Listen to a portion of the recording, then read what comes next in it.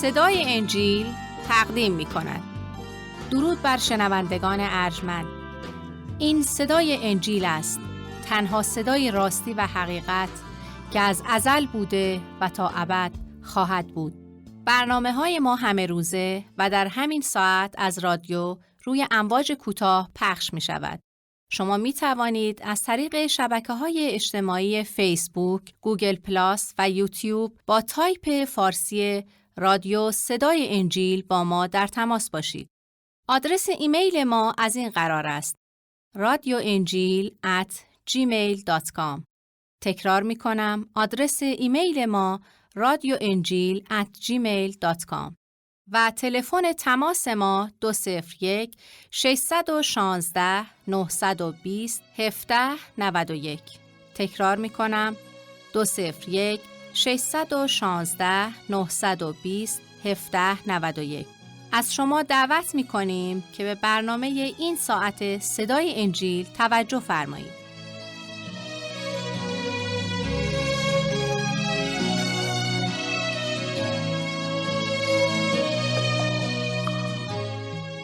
ای خداوند یکتا و ای پدر آسمانی، عنایت فرما که این روز را با قدرتی که تو توسط عیسی مسیح به بندگانت عطا می‌کنی در هدایت و طریق تو به سر برده و رضای تو را فراهم نموده و به تو نزدیکتر شویم. زیرا ای خداوند مهربان، اگر با تو باشیم فیض و رحمت تو نصیب خود خواهیم ساخت و ترس و نگرانی و تشویش فکری از ما دور خواهد شد. زیرا هر جا که تو باشی آرامش هست، اطمینان هست، تسلی جان هست و حیات جاوید. خدایا، قلب‌های خود را می‌گشاییم تا نه فقط کلامت را بشنویم و بپذیریم، بلکه تا تو وارد قلب‌های ما بشی و مالک و راهنما و هادی و خدای ما باشی و ما را از سیرت و صفات خود لبریز سازی تا رفتار و اعمال و افکار ما شایسته و مقدس و پسندیده تو باشد. این دعا و تمنا را به نام مقدس منجی بشریت، یعنی به لیاقت عیسی مسیح زنده که اکنون در حضور توست و برای ما شفاعت می کند می طلبیم. آمین.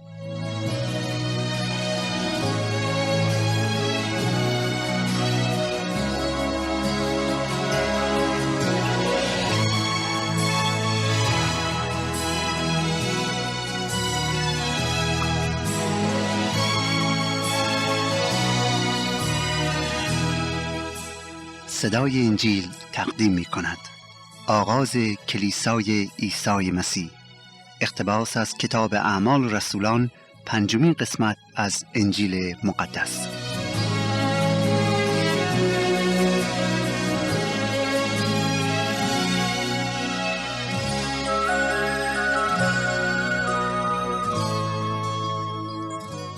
بر اثر ظهور وعده آسمانی عیسی مسیح و وعده‌ای که خدا یکتا مبنی بر نازل شدن روح القدس بر برگزیدگان و رسولانش فرموده بود، عیسی مسیح با قدرت آسمانیش کار خود را از طریق رسولان، آن هم با قدرت خدایی و جرأت و شهامت استثنایی انجام می‌دهد. او با فرستادن روح القدس بر رسولان، آنان موفق می‌شوند که به وسیله حلول روح خدا در آنان پیام انجیل مقدس را در ظرف چند ماه به هزاران هزار نفر رسانیده و بسیاری را به سوی عیسی مسیح و ایمان به او هدایت نمایند. یکی از خصوصیات این نهضت یا ایمان جدید در عالم این بود که همه از یک سفره غذا می‌خوردند و جزء وظیفه هر ایماندار محسوب می‌شد که فقیران و بیچارگان و بیوه‌زنان را در پناه خود نگاه داشته و اجازه بدهند که از سفره آنها غذا بخورند. در حقیقت یک مشارکت مخصوصی که از محبت ریشه گرفته بود حکم فرما بود.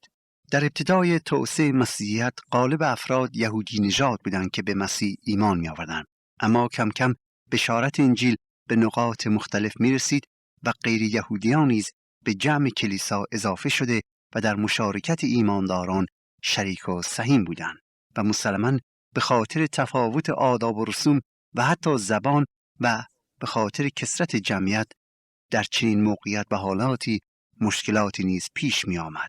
از اونجا که کتاب اعمال رسولان تمام حقایق را برای ما بازگو میکنه، در فصل 6 به یکی از این مشکلات اشاره شده و نشان می‌دهد که چگونه رسولان عیسی مسیح مشکلات را حل می‌کردند. اما شاید هدف اصلی از بیان این مطالب که در فصل 6 آمده است، معرفی یکی از شاگردان شایسته عیسی مسیح یعنی استیفان باشه که چگونه این جوان با قدرت روح خدایی از حکمت الهی پر بوده و بشارت عیسی مسیح را بی‌محابا و با شهامت کم نظیری به همه میرسانید. حالا ازتون دعوت میکنم که اگر کلام خدا را در اختیار دارید، لطفاً آن را به فصل 6 از کتاب اعمال رسولان بگشایید تا آیات این فصل را در ادامه مطالعه کلام خدا با یکدیگر بخوانیم. اگر شما شنوندگانی هستید که تازه به جرگه ما پیوستید و هنوز انجیل مقدس رو در اختیار ندارید ولی مایل هستید که کلام خدا رو داشته باشید و خودتون رو بخونید و روی آن تفکر و تعمق کنید، ازتون دعوت میکنم که حتما برای ما نامه بنویسید تا کلام خدا رو براتون تهیه کنیم. آدرس رو در پایان وقت مجددا خدمتتون تکرار خواهیم کرد. این برنامه رو از صدای انجیل میشنوید. آیه اول میفرماید و در آن ایام چون شاگردان زیاد شدند، هلنسیتیان از عبرانیان شکایت بردند که بیوه زنان ایشان در خدمت یومیه بی بهره میمانند. این آیه صحبت از وجود اختلاف بین ایمانداران است، اما این اختلاف بر سر کلام خدا و پیام انجیل نیست، بلکه از گروهی که سبب به وجود آمدن تبعیض بودن می باشه. می گوید همونطور که تعداد شاگردان یا ایمانداران به عیسی مسیح به سرعت زیاد می شد، سر و صدا و گله و شکایت هم بینشون پیدا میشه که مقصود از هلنسیتیان کسانی هستند که به زبان یونانی حرف می زدن. اینها گله داشتن که بین بیوه زنان ایشان و بیوه زنانی که به زبان عبری حرف می زدن فرق گذاشته می شود و به اینها به آن اندازه‌ای که به زنهای یهودی خوراک می دادن خوراک داده نمی شود. و البته این موضوع سبب آزردگی بسیار میشه. برای همینی که موضوع رو پیش رسولان عیسی مسیح می آورن تا از آنها استمداد بطلبن، زیرا بعضی از یهودیایی که تازه مسیحی شده بودن خیال میکردن چون یهودی نژاد هستند برتری بر دیگران دارند و در نتیجه در موقع تقسیم غذا نیز باید بیشتر از سایرین یا غیر یهودیان بگیرند. از آیه 2 اینطور میخوانیم، میفرماید پس آن 12 رسول جماعت شاگردان را طلبیده گفتند شایسته نیست که ما کلام خدا را ترک کرده و مائده ها را خدمت کنیم. لذا ای برادران 7 نفر نیکنام و پر از روح القدس و حکمت را از میان خود انتخاب کنید تا ایشان را بر این مهم بگماریم، اما ما خود را به عبادت و خدمت کلام خواهیم پرداخت. وقتی شکایت را به پیش رسولان عیسی مسیح میآورند، رسولان مسیح همه ایمانداران را جمع میکنند و به آنها میگویند ببینید ما باید وقت خود را صرف رسانیدن پیغام خدا کنیم و نه اینکه صرف رسانیدن خوراک به مردم. یعنی وظیفه‌ای که خدا به ما عطا کرده بشارت و ما بایستی اون را انجام بدهیم و نباید اجازه بدیم که چیزهای دنیوی مانع رسانیدن مژده خدا بشه. بنابراین ای عزیزان، از میان خودتون 7 نفر را انتخاب کنید که پر از حکمت و روح خدا بوده و مورد اعتماد همه شماها می باشند. اینها را برگزینید و مسئول این کار و مشکلاتی نظیرین کنید. آن وقت ما هم وقت خود را صرف دعا و بشارت و موضوع و تعلیم انجیل مقدس می کنیم. ایمانداران این پیشنهاد را میپسندند و 7 نفر را برمیگزینند که اسامی آنها از این قراره. اول استیفان، مردی که پر از روح خدا و سرشار از ایمان بود. ببینید دوستان، استیفان مردی که پر از روح خدا و سرشار از ایمان بود. فیلیپ، پرخوس، نیکانور، تیمون، پرمیناس و نیکولاس که یک غیر یهودی بود و اول یهودی و بعد مسیحی شده بود. حالا وقتی این 7 را برگزیدن، رسولان برای آنان دعا کردند و دست روی سرشون گذاشتند و برکت دادند. وقتی دعا کردن برای این بود که از خداوند تمنا کنند که آنها را یاری بده که منصفانه و مطابق اراده و خواست خدا مشکلات را حل کنند. این رسم یعنی دعا کردن و دست بر سر آنها گذاشتن دارای معنی بسیار مهمی بود. زیرا اولا رسولان این افراد را تسلیم و وقف خدا می کنند تا در تصمیمات و کار و وظیفهشون عدالت و انصاف و محبت خدایی را رعایت کنند و همچشمی نکنند و نفع خود را طالب نشوند و در ثانی برگزینش آنها، یعنی این کسانی که انتخاب می شدن، احساس می کردن که نه فقط نسبت به رسولان بلکه نسبت به خدا مسئولیت دارن و باید در وظیفه خود بسیار مواظب باشند. البته یک معنی دیگر هم داشت و آن این بود که حالا این برگزیدگان در کار رسولان نیز شریک بودند و یا رسولان با آنان در وظیفهشون همکاری می‌کردند.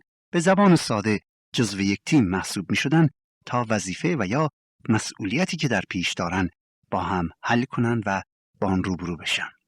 بر اثر این برگزینش موضوعی که پیش اومده بود حل میشه و اتحاد و ایمان و پاکی و محبت ایمانداران شهره زبانها می شود. روز به روز بر تعداد مسیحیان افزوده می شد و مردم می آمدن به گناهان خود اعتراف می کردن و عیسی مسیح را به عنوان نجات دهنده خود می پذیرفتند و در جاپای او قدم می زدن. در اورشلیم بسیاری به عیسی مسیح ایمان آوردند، حتی از بزرگان و رهبران و کاهنان و یا ملایان دینی یهود نیز. چرا؟ چون دوستان عزیز، آنها خودشون عیسی مسیح رو مصلوب کرده بودند. آنها بودند که حکم مرگ او را گرفته بودند و بر بالای صلیب کشیدند. آنها با چشمان خود دیدند که عیسی مسیح بر روی صلیب جان سپرد و اون رو کجا دفن کردند. و حالا دوستان عزیز خودشون شاهد رستاخیز عیسی مسیح بودند. میرفتند و قبر خالی عیسی مسیح رو میدیدند و در نتیجه ایمان می آوردند که عیسی همان مسیح موعود، همان نجات دهنده است و کلام خدا را میفهمیدند. چشمان روحانیشون باز میشد، تورات را میفهمیدند و مسیحی شده و پیرو عیسی مسیح میشدند. به گناهان خود اعتراف میکردند، از خدا طلب بخشش و مغفرت میکردند و از خداوند میخواستند که آنها رو یاری بده که دیگر گناه نکنند و کمکشون کنه که در جاپای عیسی مسیح قدم برداره.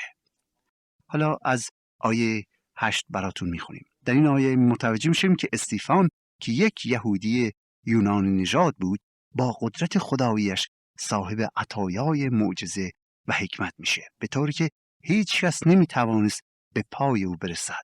خداوند اینقدر به او حکمت داده بود که هیچ کس جرأت نمیکرد با او به جر و بحث بپردازه. البته این امر باعث نفرت و خشم افراد متعصب، مخصوصا آن یهودیانی که چشمانشون نسبت به حقیقت خدا بسته بودند. آنها سعی میکنن که استیفان مقدس را بکشن. و دوستان عزیز، من و شما که ایرانی هستیم خیلی راحت میتوانیم مطالب این آیات و فصل بعد رو در برابر خودمون مجسم کنیم. چرا؟ چون هر روز شاهد این واقعه هستیم که چگونه افراد متعصب مملو از جهالت میشن و حقیقت را باطل میکنن و چشم خود را به روی عدالت و راستی میبینن و هزار راه و کلک را درست میکنن تا از شر عادلانی که به وسیله زندگیشون خطایای آنها رو آشکار میکنن خلاص بشن. حالا از آیه 8 براتون میخونم. میفرماید استیفان هم که بسیار با ایمان و پر از قدرت روح خدا بود، در میان مردم معجزه‌های بزرگ میکرد. روزی عده‌ای از طایفه آزاد شدگان یهودی برای جهر و بحث پیش استیفان آمدند. این عده از قیروان اسکندریه و همچنین از قینیقیه و آسیا آمده بودند، ولی کسی نمیتوانست در برابر روح و حکمت استیفان مقاومت کند. پس آنها به چند نفر رشوه داده تا بگویند ما شنیدیم که استیفان به موسی و حتی به خدا کفر میگفت. این تهمت به شدت مردم را به ضد استیفان تحریک کرد. پس سران قوم یهود او را گرفتند و برای محاکمه به مجلس شورا بردند. شاهدان دروغگو به ضد استیفان شهادت دادند که او مرتب به خانه خدا و تورات موسی بد میگوید. آنها گفتند ما با گوش خودمون شنیدیم که استیفان میگفت عیسی ناصری خانه خدا را خراب میکند و تمام قانونهای موسی را دور میریزد و باطل مینماید. در این لحظه تمام اعضای شورا دیدند که صورت استیفان مثل صورت یک فرشته می‌درخشید. مردمی که فقط اهل جر و بحث بودند و نه اهل تحقیق با استیفان به جر و بحث می‌پردازند و چون بازنده شدند به دادن شهادت دروغ او را به محاکمه مذهبی کشانیده و در دادگاه که از خودشون بود شهادت دروغ میدن و میگن که استیفان هم به خدا و هم به تورات و هم به خانه خدا کفر گفته است و کسی که به خدا کفر گفته شده باشد دوستان حکمش سنگسار کردن بود و کسی که به تورات هم کفر گفته باشد باید سنگسار بشه و کسی هم که به خانه خدا بی حرمتی کرده مجرم شناخته میشد و مستحق مرگ. آنها 3 شهادت بر علیه استیفان میگن، 3 شهادت دروغ که هر کدومشون نتیجهشون مرگ بود. در صورتی که دوستار اینا درست نبود. چرا؟ زیرا اولا استیفان تعلیمات عیسی مسیح رو بیان میکرد، مسیحی شده بود و تعلیمات مسیح رو برای مردم توضیح میداد و مسیح مظهر خدا یکتا بود و خدا یکتا را بشارت داده و او را به همه شناسانیده بود. نه اینکه استیفان بر علیه خدا کفر بگه، بلکه خدا را بشارت میداد و مردم را تشویق به پیروی و شناخت خدا میکرد. دعوت مسیح این بود که توبه کنی. چرا؟ زیرا ملکوت خدا نزدیکه. و در ثانی دوستان مسیح شهادت داد و گفت که آسمان و زمین زائل میشه لیکن هیچ کلامی از تورات کم نخواهد شد. او به تورات شهادت داد و فرمود که کلام خداست و مسیح از تورات نقل و قول میکرد و گفت که من نیامدم تا تورات را باطل کنم بلکه تا آن را کامل سازم. و مسلماً استیفان همین تعلیمات مسیح رو در مورد تورات میپذیرفت، چون اگر مسیحی بود مجبور بود مطابق مولای خودش عیسی مسیح تورات را به عنوان کلام خدا بپذیره. و در مورد خانه خدا عیسی مسیح تعلیمات بسیاری داد و اتفاقا خودش عبادتگاه را 2 بار از صرافان و مفخران پاک کرد و مسلماً استیفان که به مسیح ایمان آورده بود طریق او را طی می‌کرد، ولی روح خدا، روح القدس بر او نازل نمی‌شد. بنابراین هر 3 شهادتایی که میدادن کاملا دروغ بود. برای همین بود که استیفان در این دادگاه ترسی نداشت. میدانست که اراده خدا را انجام داده، میدانست که به خدا کفر نگفته، میدانست که در طریق خداست و برای همین بود که کلام میگوید صورتش نورانی شده بود و آنان دانستند که استیفان از روح الهی پر است. آنها دانستند، چهره نورانی استیفان را دیدند، دانستند که از جانب خداست. اما افسوس که وقتی شخصی نمیخواد حقیقت را بیابد چشمش رو میبنده و آن وقت نور رو نمیبینه. وقتی استیفان در دادگاه مذهبی یهود حاضر شد و شاهدان علیه او شهادت‌های دروغ دادن، رئیس کهنه یعنی حنا و قیافا، همون کسایی که حکم مرگ و صلیب عیسی مسیح رو داده بودن، همون کسانی که در مرگ مسیح شریک بودن، از استیفان میپرسن که آیا این تهمت‌ها درسته؟ و استیفان با هدایت روح القدس توجه آنان را به کار و قدرت و نجات که عیسی مسیح آورده است میکنه و ملایان دینی یهود را به خاطر مقاومت در برابر روح خدا، به خاطر اینکه چشم خود را نسبت به حقیقت بستن، نکوهش میکنه.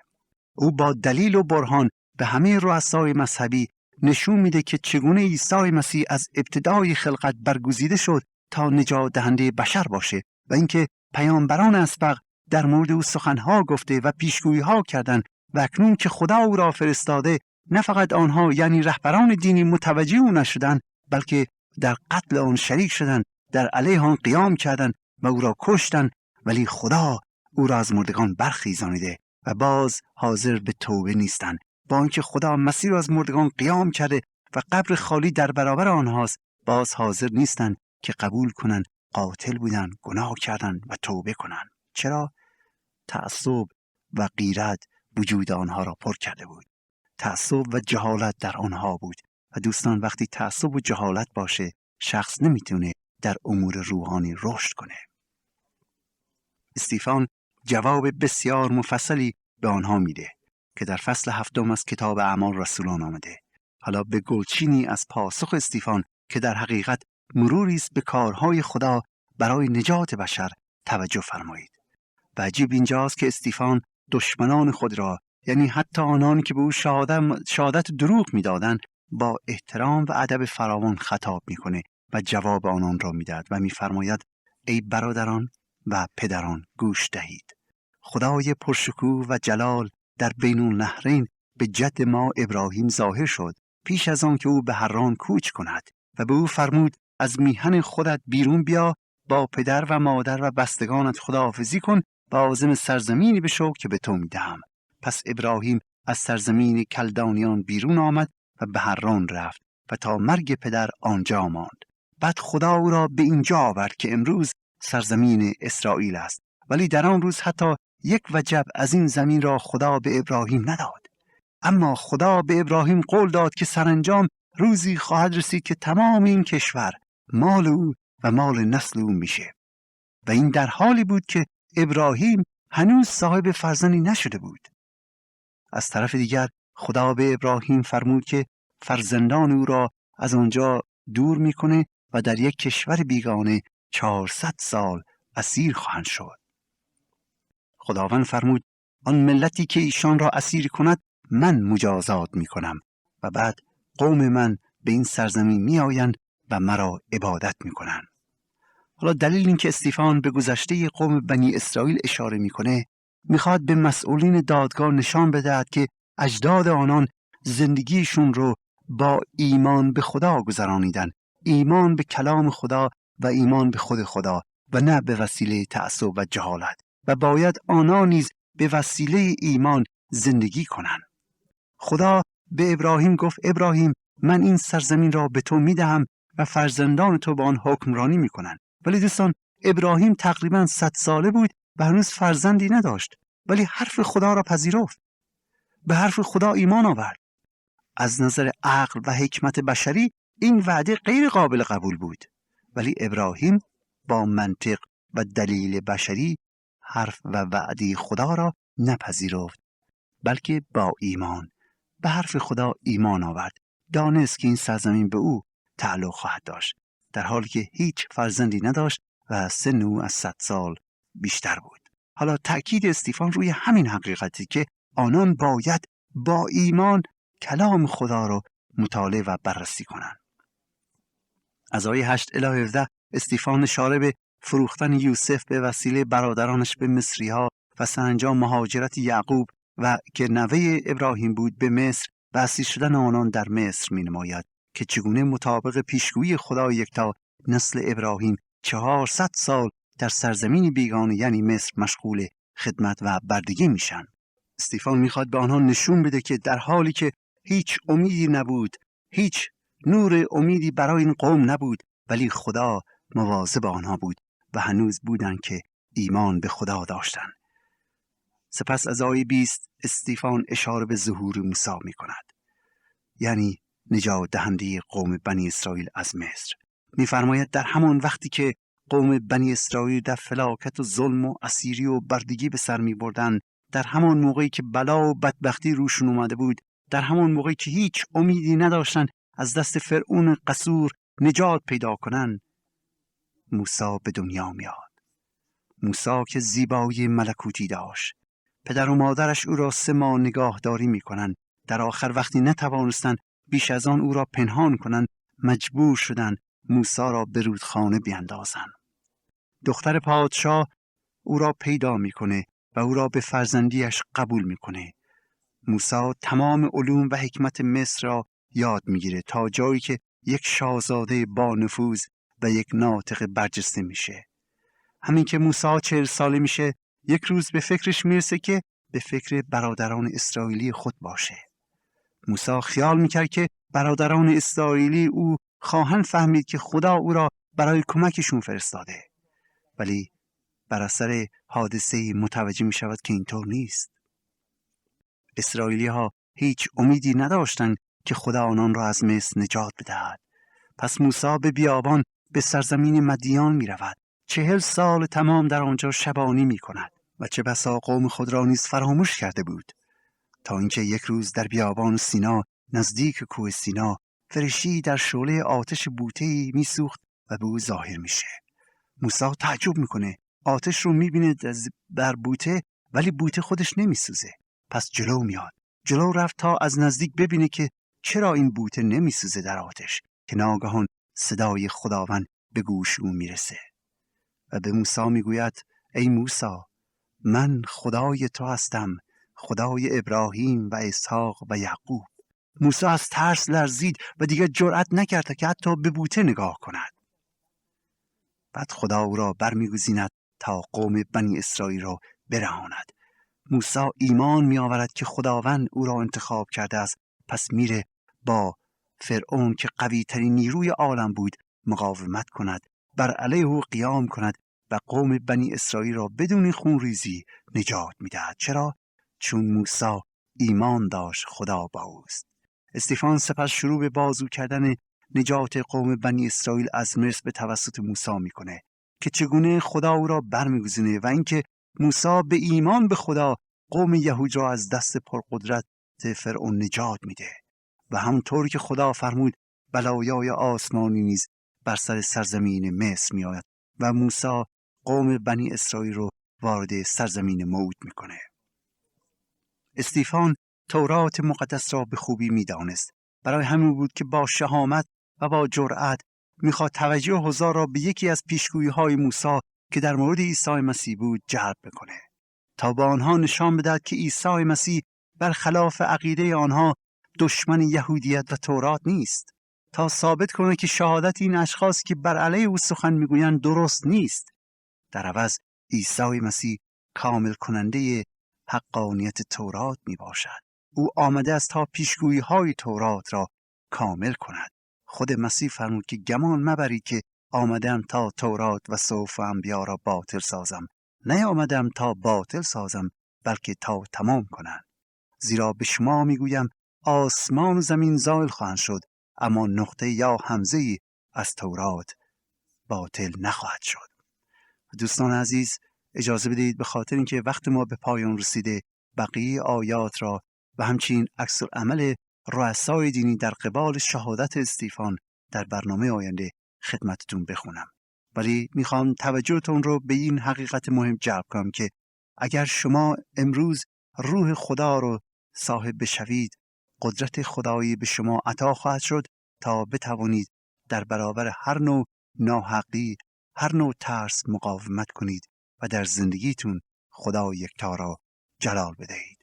فراموش نکنید که روح خدا برای همه انسان هاست. خدا این عطیه آسمانی را عطا کرده است تا هر که میخواد در دینداری و پاکی و تقوا و در قدوسیت زندگی کند قادر باشد با قدرت روح القدس به هدف نهایی خود برسد. ولی شرطش اینه که اول به گناهان خود پی ببرید و بعد خود را تسلیم عیسی مسیح کنید و از او بخواهید که تو را از روح خدا پر کند، تو را از عطیه آسمانش لبریز سازد و بعد در جاپای مسیح قدم بردار.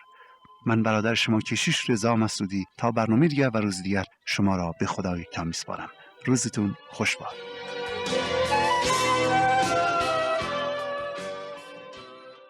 آنچه شنیدید برنامه‌ای بود از رادیو صدای انجیل.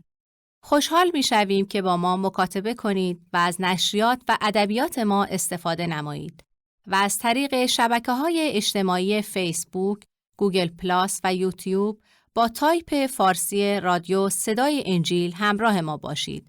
همچنین از طریق تلفن و ایمیل نیز می توانید با ما تماس بگیرید.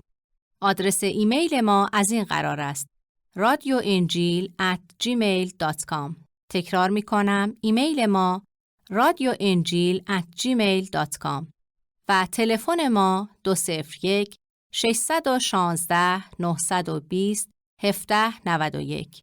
تکرار می کنم، 201 616 920 1791. تا برنامه دیگر و روز دیگر، خدای یکتا و مسیح زنده با شما باشد. ماراناتا، یعنی خداوند به زودی برمیگردد. آمین.